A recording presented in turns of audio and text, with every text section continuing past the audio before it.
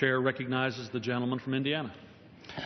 Thank you, Mr. Chairman. I understand my amendment is subject to a point of order due to scoring or budget concerns.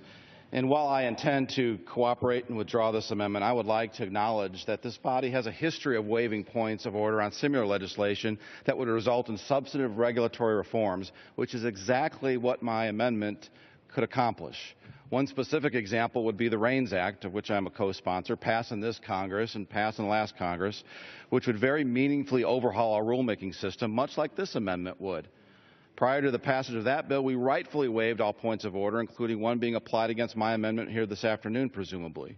Mr. Chairman, I would propose that this body should waive points of order on legislation that would significantly and positively reform our regulatory process so that we can significantly help our economy by getting the boots of the regulatory and bureaucratic systems off the necks of those who create jobs in this country.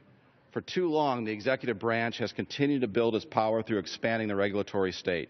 The agencies that we in Congress have tasked with the execution of our laws we now pass is in contravention of our intent, acting improperly as legislative bodies with no really direct accountability to the voter.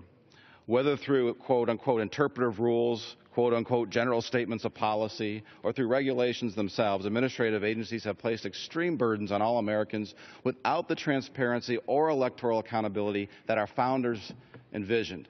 Today, that process has yielded nearly 175,000 pages of regulations, growing by roughly 1,500 pages per week, written by unelected people who rarely consider the impact on our economy or the lives of the people from the rules that we impact. In fact, the only thing growing faster around here, Mr. Chairman, is our public debt load.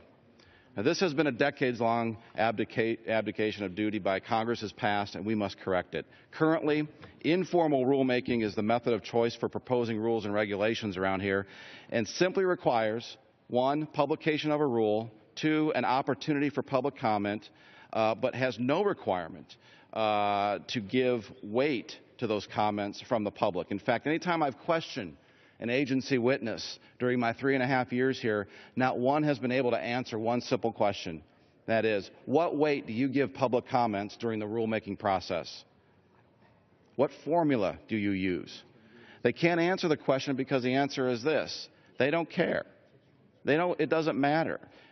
Whatever everyone wants or what the comment may be, if it stands in the way of the agenda of the rule, it can no weight. So I am offering this amendment today to require all new rules and regulations follow the formal rulemaking process, which is already in law.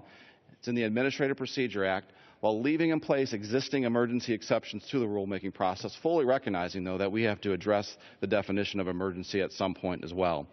Several reforms passed by this House go a long way in providing relief to the end of the regulatory process, at least to improving it.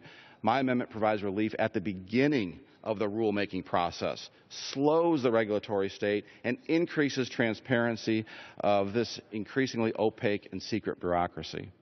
Formal rulemaking requires a trial-like procedure, requiring parties to make their case for or against a rule in public. As a result, the administration, no matter the party, must prove the worth of their rules and regulations on the record, rather than relying on a closed-door balancing of public comments. And again, there is a record made, so we know, just like all of America knows from the proceedings on the floor of this House, we know the reasons for the final makeup of the rule, and if need be, we can further challenge the rule. And, Mr. Speaker, my amendment is consistent with the intent of the 79th Congress, which created this law for the agency rulemaking process.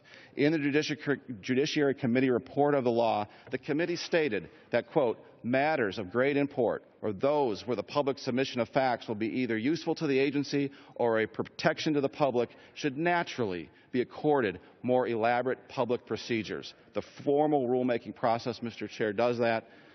So, well, Mr. Chair, I think that in order to protect the public and the republic, the rampant regulatory state must be stopped, and agencies must afford the public weighted input and transparency during rulemaking. I will, out of respect for the Chair and this appropriations process, request unanimous consent to withdraw my amendment at this time. Without objection, withdrawn, and the gentleman yields back his time.